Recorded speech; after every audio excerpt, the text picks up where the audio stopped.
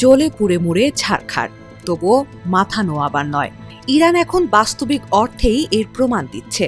মার্কিন নিষেধাজ্ঞা ও সামরিক আগ্রাসনে ব্যাপক ক্ষতির মুখেও মাথা নত করেনি ইরান। মার্কিন নৌ অবরোধে অর্থনীতিতে ধস নামতে শুরু করলেও হরমুজে নিজেদের নিয়ন্ত্রণ ধরে রেখেছে দেশটির বিপ্লবী গার্ড আইআরজিসি, যার প্রমাণ হরমুজ দিয়ে জ্বালানি সরবরাহ করতে ইরানের সঙ্গে ইরাক ও পাকিস্তানের গোপন চুক্তি। এই বিষয়ে অবগত 5টি সূত্রে বরাত দিয়ে এ তথ্য নিশ্চিত করেছে বার্তা সংস্থা রয়টার্স। মূলত এই হরমুজ প্রণালী দিয়েই বিশ্বের মোট অপরিশোধিত তেল ও এলএনজির প্রায় 20% সরবরাহ করে উপসাগরীয় দেশগুলো। কিন্তু যুদ্ধের জেরে এই জ্বালানি পরিবহন ব্যাপকভাবে কমে গেছে।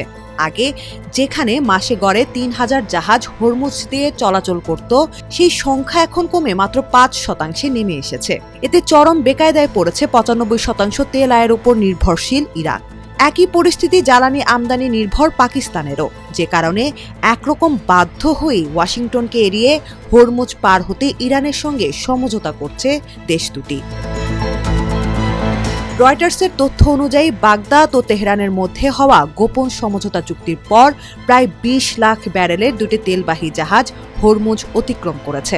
আরও জাহাজ এই প্রণালী পার হতে ইরানের গ্রিন সিগন্যালের অপেক্ষায়, যা প্রমাণ করে এই প্রণালী এখন ইরানের নিয়ন্ত্রণে।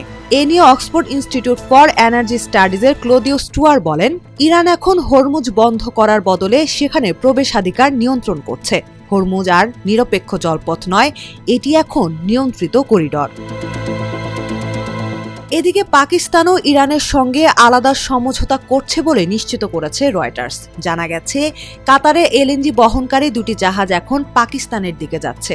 তবে এই দুই দেশের কেউই জাহাজ চলাচলের বিনিময়ে ইরানকে টোল দেয়নি। কাতার এ ব্যাপারে ইরানের সঙ্গে কোনো চুক্তি না করলেও পাকিস্তানে জ্বালানি পাঠানোর আগে যুক্তরাষ্ট্রকে বিষয়টি অবহিত করেছে বলে জানা গেছে।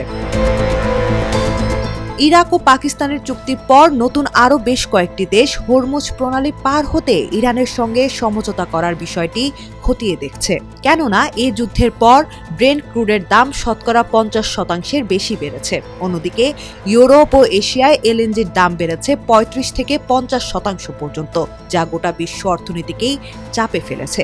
অথচ এখন পর্যন্ত যুদ্ধ থামার কোনো লক্ষণ নেই, যে কারণে অনেকেই এখন জ্বালানি নিরাপত্তা নিশ্চিত করতে ইরানের সঙ্গে সমঝোতা করার কথা ভাবছে।